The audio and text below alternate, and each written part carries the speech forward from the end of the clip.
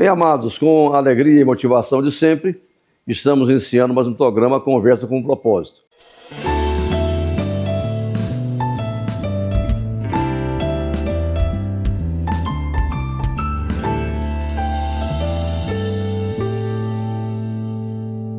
Hoje temos a alegria de estar recebendo o nosso amigo, nosso irmão, Marcelo Baiocchi.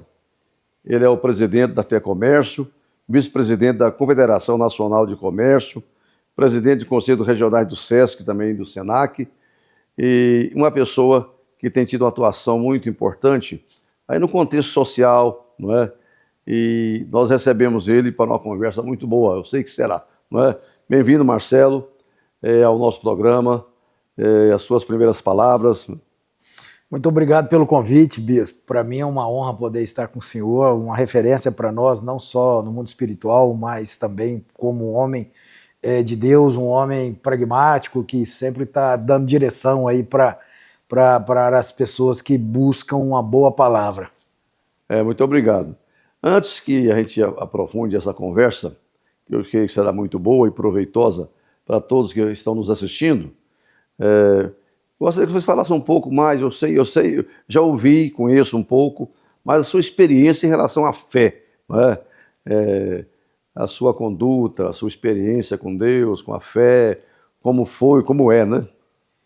Bom, Bispo, eu venho de uma família tradicionalmente católica, né? E eu não tinha uma experiência mais profunda com a palavra de Deus e me casei em 1990, e quando a minha esposa começou a frequentar a convite de um amigo uma igreja evangélica, que ela também não era, e eu só a levava e buscava na igreja. E no levar e buscar, teve alguns dias que eu cheguei mais cedo e fiquei ouvindo a palavra de fora. E resolvi entrar um dia, ouvir a palavra, e isso começou a mover dentro de mim, né? O Espírito Santo me tocou.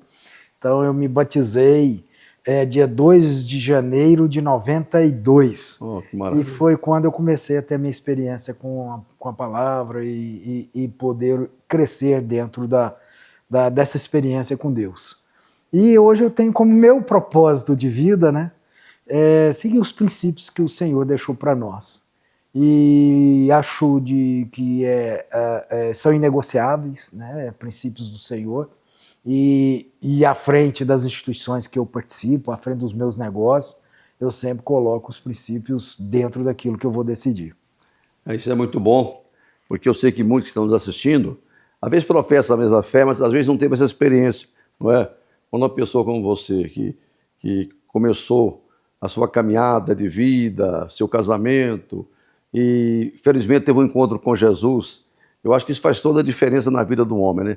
Acho não, tenho segurança, temos certeza que faz toda a diferença, né? Porque há muitas promessas de Deus para aquele que é fiel, para aquele que é leal, né? Que anda nos caminhos do Senhor. Mas, de qualquer forma, você lidera uma grande instituição. E exige, é claro que quem lidera tem que ter uma visão muito ampla e saber a sua responsabilidade. Não tem nada nessa vida que não tem desafios, né?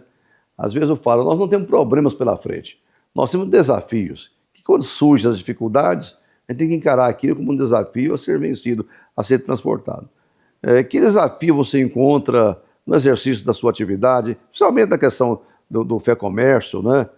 Nessa área que você está atuando com mais dedicação nos últimos anos? Bispo, na vida secular, né, que querendo ou não, a instituição ela representa a diversidade de sindicatos e de pessoas, de crenças e de forma de agir. Então a gente enfrenta todo esse movimento dentro da instituição e apesar de ter toda essa diversidade, eu não abro mão de administrar com aquilo que eu entendo que é correto e aquilo que Deus tem dado como direção. Não é fácil, não é simples, mas hoje as pessoas que estão ao meu redor, né, que estão trabalhando comigo, estão dentro da instituição, me conhecem e a gente consegue ter mais facilidade nessa condução. E a dificuldade que eu tive no início foi poder implementar, vamos assim dizer, né, primeiro, uma gestão profissional, né? Porque se eu estou ali, se Deus me colocou naquele local, eu tenho que profissionalizar e fazer as melhores entregas, né? Tudo com excelência. E depois, se Deus me colocou, é porque também eu tenho que ser um instrumento dele naquele local. O que eu posso fazer de melhor ali? Aonde eu posso mudar a vida das pessoas que procuram os serviços ou aquilo que a Federação do Comércio e Senac pode fazer de entregas. Então, esse momento de transição foi a parte mais difícil da nossa gestão. Hoje eu poderia dizer que, como já conseguimos implementar a nossa cultura, a nossa forma de agir, está tudo muito mais fácil de administrar. Você está na presidência da FEComércio há quanto tempo? Eu estou há 8 anos, 2 mandatos. Temos eleições agora em maio. Estou candidato único, né? Então provavelmente com certeza devo ser será eleito, né? para mais 4 anos. Será reconduzido, né? Não, mas é aquela história, né? Que o time que está ganhando não se mexe, não está bem. Mas, de qualquer maneira, para a gente entender um pouco, em que consiste a essência mesmo dessa atividade do FEComércio? A Federação do Comércio, ela é uma entidade sindical que participa da estrutura organizacional nacionalmente, né, onde tem a Confederação Nacional do Comércio no topo, com as federações do comércio nos seus estados, e todas as federações têm ali os seus sindicatos estaduais. Então nós temos 35 sindicatos que compõem a nossa base, que são os nossos associados. E dentro do sindicato, os empresários são filiados aos sindicatos. E a gente representa comércios de bens, serviços e turismo. Representa 70% do PIB em Goiás, 65% da geração de empregos.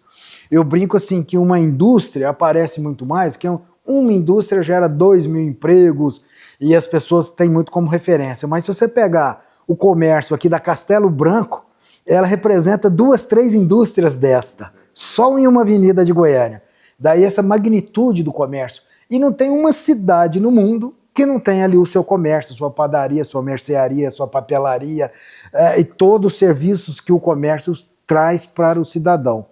E nós administramos, por força de lei, o sistema S, o SESC e o SENAC. O SESC é nosso serviço social e o SENAC é nosso serviço de aprendizagem. Dentro do SESC nós fazemos cultura, lazer, temos a nossa escola SESC Cidadania. Nós temos... As escolas, aliás, têm muito conceito, né? O SESC é uma escola de muito conceito. A nossa igreja tem colégio, a gente sabe o quanto que o SESC é uma referência para a gente, né? Nossa escola SESC Cidadania, Bispo, hoje a Jardim América, que é a principal, que tem outras 3 unidades, nós temos lá 2.460 alunos. Desses 2.460 alunos, 97% é filho de comerciário, ou seja, paga 50% do valor, e desses, 800 alunos são bolsistas, não pagam nada, recebem os livros, ainda recebem o lanche e o uniforme. E desses, 2.460, nós temos 414 alunos que são especiais. Então nós somos a escola mais inclusiva que existe na região centro-oeste. Com certeza. Crianças de todo tipo de necessidade, que a gente virou referência e a gente recepcionou essas crianças, então a gente faz um esforço muito grande para entregar um bom serviço. E temos a grata satisfação de chegar no final do ano com alto índice de aprovação, inclusive o primeiro lugar na Universidade Federal do Rio Grande do Sul em psicologia é aluno nosso do SESC Cidadania. Nós temos aluno em medicina, aluno em engenharia, que entraram através do Enem, porque esses bolsistas, na realidade, a gente está dando a oportunidade para eles poderem ingressar na Universidade Federal. Você citou aqui do Jardim América, mas há várias unidades do SESC em Goiás, não é? Sim, em Goiás nós temos SESC, que está em Jataí, nós temos a unidade do SESC, aqui em Goiânia nós temos o SESC Faiçouville, setor universitário, Campinas, aqui próximo, e a gente tem as unidades que compõem esses serviços, né? E é muito no social. Além dos nossos hotéis, né? Nós fazemos o turismo social. Nós temos um hotel em Caldas com 900 leitos, nós temos na cidade de Goiás e temos em Pirinópolis. Os 3 estão passando por... Aruanã não tem o SESC? Aruanã é o SESI, é o da indústria, que é um belo hotel também. Já estive em eventos lá da nossa igreja, que eles cederam o espaço, né, naquela região do Vale do Araguaia, né? Ali. Então é o SESI. Tá bem, tá certo. O SENAC, por exemplo. O SENAC é o serviço de aprendizagem nosso. Então, são cursos. Cursos. Como é que nasceu o Sesc SENAC? Pós-guerra, os empresários precisavam de mão de obra de qualificação. Foram Getúlio Vargas falou, o país não tem dinheiro. Os empresários falaram, não, nós estamos postos a ajudar. E aí criou o Sistema S, onde o empresário faz a arrecadação compulsória, mas não entra no orçamento do governo, que as pessoas confundem o Sistema S como público. Não é, porque o orçamento não é do governo federal. Ele só arrecada e repassa. E aí o empresário administra, através das federações do comércio e a CNC. E aí o SENAC veio com o objetivo de formar mão de obra qualificada para trabalhar no comércio.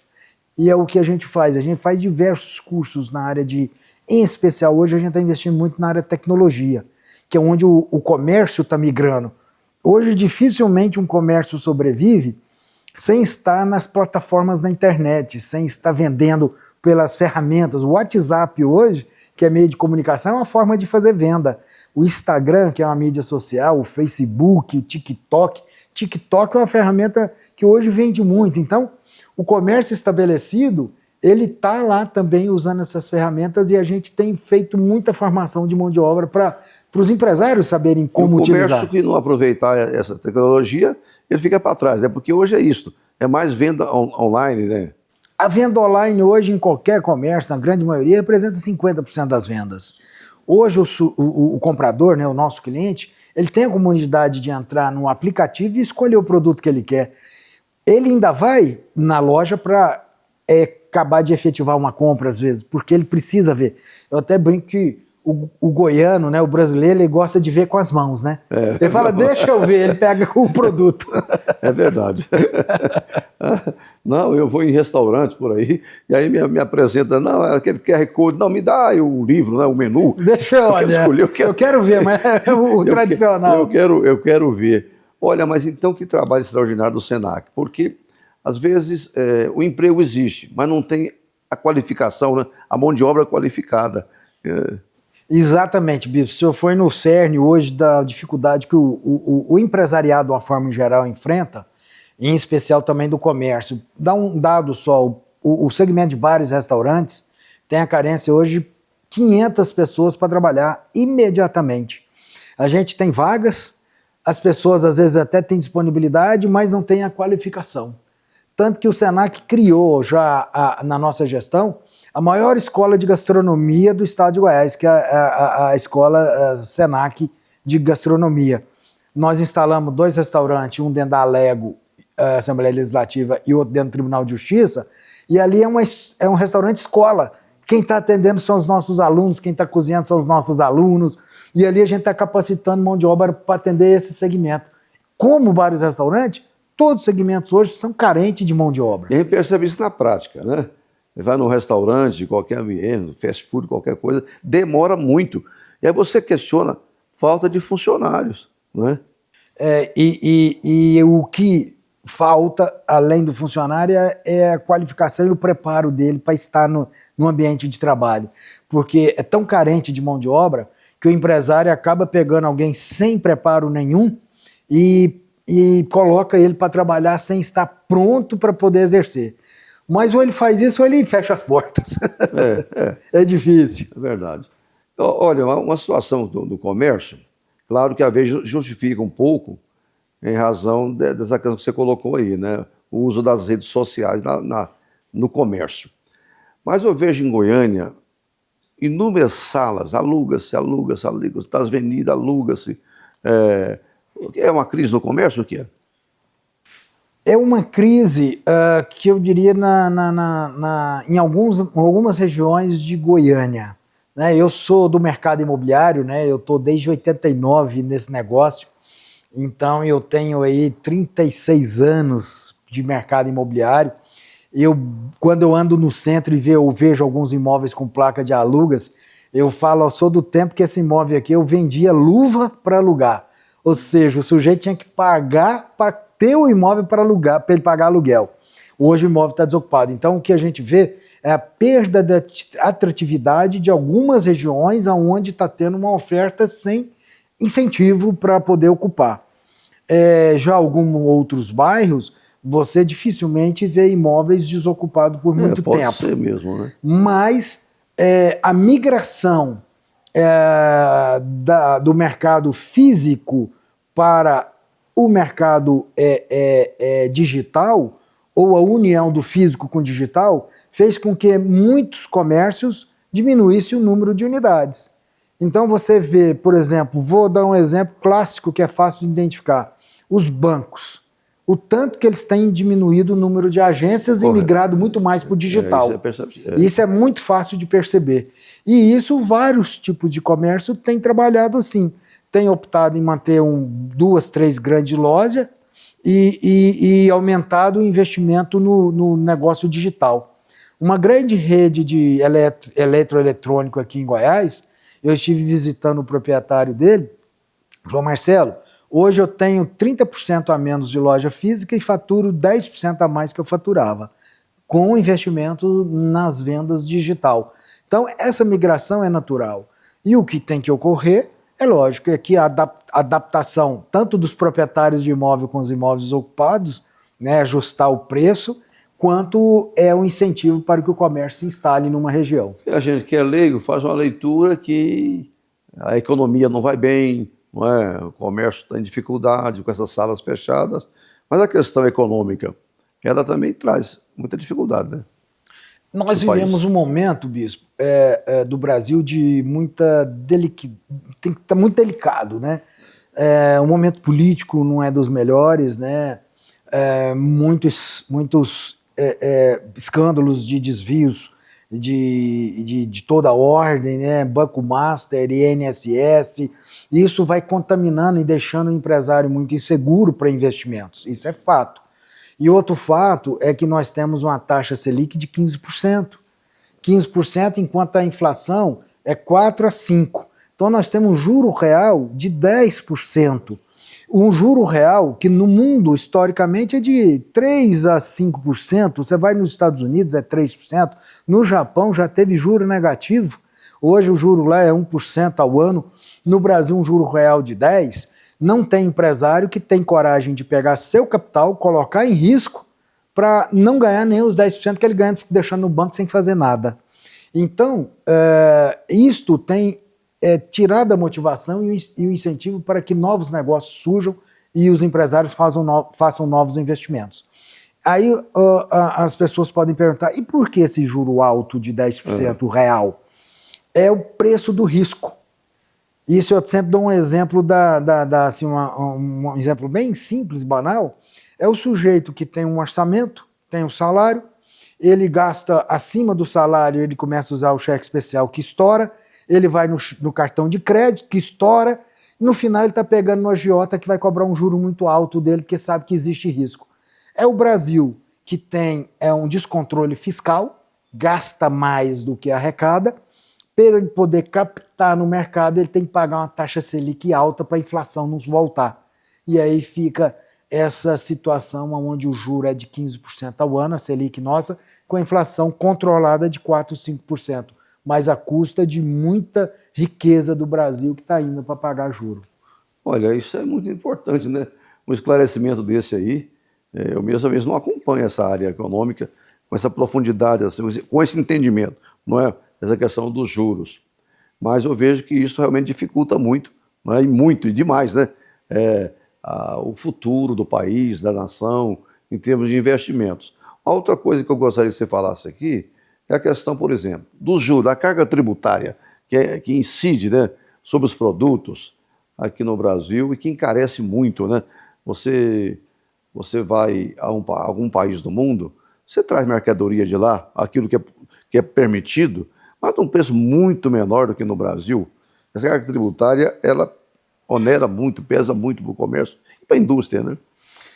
A carga tributária, na realidade, não pesa nem para o comércio nem para a indústria, pesa para o consumidor. Correto. Quem paga somos nós na hora que vamos fazer a compra. Na hora que o senhor compra um carro, 40% é imposto no preço do carro. A indústria arrecada de quem comprou o carro e paga para o governo. Lógico que uma carga tributária menor, um preço maior no produto, diminui o número de compradores. Se eu posso vender um produto por 1 e ele, por causa da carga tributária, eu tenho que vender por 2, menos pessoas podem comprar aquele produto e eu vendo menos. Isso é ruim para o país. E a nossa carga tributária é das mais altas do mundo. E o que é ruim, Bispo, não é ter uma carga tributária alta, porque nós temos países que a carga tributária é semelhante ao Brasil, mas os serviços entregues são serviços de primeiro mundo. Correto. A gente paga uma carga tributária, tem que pagar plano de saúde, tem que pagar escola particular, tem que pagar pela segurança, tem que morar dentro de um condomínio ou tem que ter segurança dentro de onde você mora. E aí, todos os serviços que o serviço público deveria te entregar, não entrega. Então você paga uma carga para ter serviço paga uma carga tributária alta para ter bons serviços, não tem que contratar tudo no particular. Isso é que é ruim no Brasil. Nós temos uma carga tributária altíssima da Suíça, mas recebemos serviços de terceiro mundo que não são entregues. Não, isso é uma realidade. E arrecada muito, e não retorna para o cidadão. A máquina consome tudo, o poder público. Você acaba de dizer que é um dos juros, né? Exatamente, Bispo. Se essa taxa Selic, porque eles, no início do governo que aí está, eles batiam no antigo presidente do Banco Central porque ele não baixava os juros. Mudou, eles indicaram o novo presidente do Banco Central, o Galípolo, e continua sem baixar os juros e ninguém fala nada. Mas por quê? Porque é técnico. Baixar juros não é decisão do presidente do Banco Central ou do Copom. É uma decisão de técnica que o mercado dá. Porque sabe que se baixar a taxa de juros com o desequilíbrio fiscal que o país está enfrentando, a inflação volta. E a inflação é muito pior. Pesa para todos, né, a inflação. Né? Não, e para quem é assalariado, esse é o mais prejudicado, porque o salário dele é corroído ao longo do mês e quando ele recebe, ele já compra muito menos que ele compraria no início do mês. Então, entre a taxa de juros para segurar a inflação e abaixar a taxa e a inflação corroer, é muito melhor o Banco Central estar atuando firmemente para segurar a inflação com a taxa maior. Mas aí vem o outro lado da moeda. Não há investimentos, não há nova geração de empregos, não há nova geração de renda, e aí o Brasil está aí com PIB de 2,5%, 3,5%, tentando crescer e não consegue crescer. E nós somos, Bispo, um país rico, mineral, nós temos tudo. A segunda reserva de terra rara está no Brasil, inclusive em Goiás, ali em Minas Sul e em outros estados. Nós temos reservas de ouro, nós temos petróleo, nós somos autossuficientes agora na bacia lá da encosta do mar, lá no estado do Amapá. Nós temos, não temos fenômenos naturais, terremoto, maremoto, tsunami. Uma nação privilegiada, privilegiados, Bispo. E, apesar disso tudo, a gente não consegue ultrapassar essa barreira de país de terceiro mundo. É verdade. Então, empreender na nossa nação, no momento atual, não é? Essa economia é meio temerário. Eu não sei se isso é verdade, você tem mais informação quanto a isso, que é uma fuga de capital, fuga de empresário, por exemplo, para o Paraguai, para as nações, isso é real? Real, Bispo. Vários empresários, várias grandes empresas têm levado sua operação, talvez não leva toda, mas abre uma nova planta no Paraguai, porque lá é muito simples. Você paga 10% de imposto sobre tudo. Ali está imposto da sua folha, encargos trabalhistas, impostos de toda a ordem. E se você vai exportar, você paga 1%. E lá tem uma lei ainda que a lei, próprio nome dela é sugestiva, Lei Maquila, ou seja, a lei da maquiagem. Maquiagem. Você vai fazer o seu produto lá e exportar para o Brasil pagando 1%. E traz o produto para vender no Brasil, produzido no Paraguai, gerando emprego, renda, impostos, tudo lá. E o Mercosul permite trazer e levar para qualquer país que participa do Mercosul com uma carga tributária de 1%. Hoje então, Marcelo, olha, nós estamos caminhando para o final do nosso programa. Eu gostaria que você, como homem que tem uma formação moral, ética, cultural, profissional, desse aqui, né, deixasse aqui uma lição, alguma opinião, um direcionamento para quem está iniciando, não é? E que queira sair bem na vida, né? Nessa área do comércio, da indústria, na vida, enfim, não é? Bispo, ser empresário é um desafio todo dia, mas é algo muito prazeroso. E é importante que esse chamado, vamos assim dizer, de estar no mundo dos negócios, né, a pessoa exerça primeiro com muita fé. Né? Eu não tomo nenhuma decisão na minha vida, seja na área dos meus negócios, seja na área das entidades, sem colocar na presença de Deus. A gente toma alguma decisão e a hora que erra, né? Aí a gente fala, oh Deus, aí a gente lembra, nossa, esqueci de parar para ver o que Deus tinha para falar comigo. Então, assim, se eu posso aconselhar alguém, primeiro, tenha sempre o princípio de buscar em Deus a orientação para tudo que você for fazer na vida, né? E aí não é só no mundo dos negócios.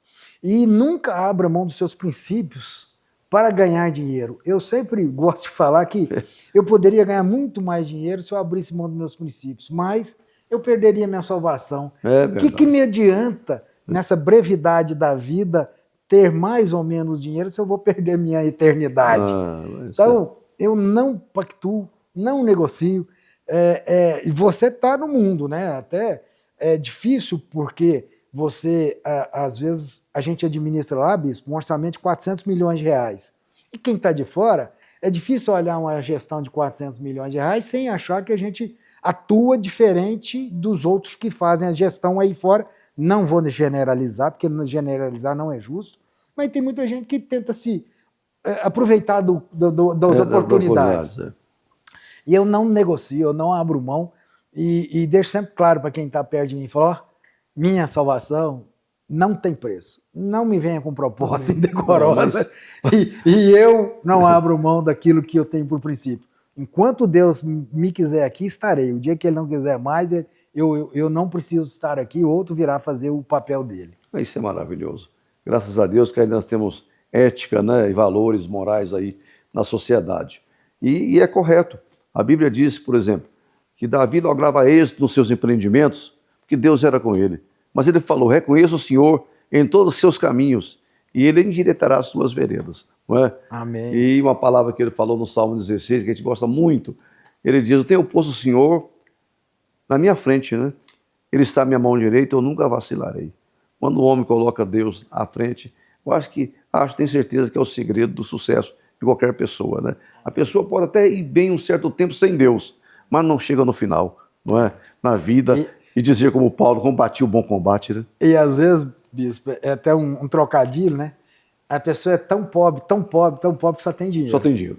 Isso é a realidade. Olha que conversa boa, né? E com um propósito maravilhoso e que cumpre realmente o objetivo do nosso programa. De qualquer forma, eu quero muito agradecer a sua presença, o tempo que você tirou para estar conosco aqui, que eu julgo de precioso para os nossos telespectadores que estão conosco, né, nos assistindo, que é um bom público. Agradeço muito a sua participação, que Deus te abençoe. E a sua palavra final aí. Bom, agradeço mais uma vez, bispo, e estar aqui com o senhor para mim é uma honra, referência para mim no mundo espiritual e no mundo secular também, sempre ouço o senhor, e que nós possamos sempre ter esse foco, né? Que a gente está aqui por um propósito de Deus das nossas vidas. Enquanto a gente estiver seguindo esse propósito, eu estou feliz em servi-los. Amém. Graças a Deus. Uma última palavra, o Salmo 23, o salmista fala, o Senhor é o meu pastor, nada me faltará. Há uma versão que diz, uma tradução que diz, o Senhor é meu pastor, não me faltará. É um pouco diferente, mas dentro da mesma postura da Bíblia. O Senhor faz com que tenhamos todas as coisas que nós temos necessidade. Ele supre as nossas necessidades em glória. Deus não tem compromisso, às vezes, com nossos sonhos, mas Ele supre as nossas necessidades. Quando o homem volta para Deus, confia no Senhor, então Deus se apresenta como aquela pessoa que diz, Ele nunca nos faltará. No momento de dor, de sofrimento, de alegria, qualquer situação da vida, o Senhor é presente. Que você possa voltar o seu coração para Deus e tenha certeza, dias melhores chegará para você e para a sua família. Que o Senhor te abençoe, no precioso nome de Jesus. Agradeço a todos, um abraço e tenhamos todos muitas felicidades.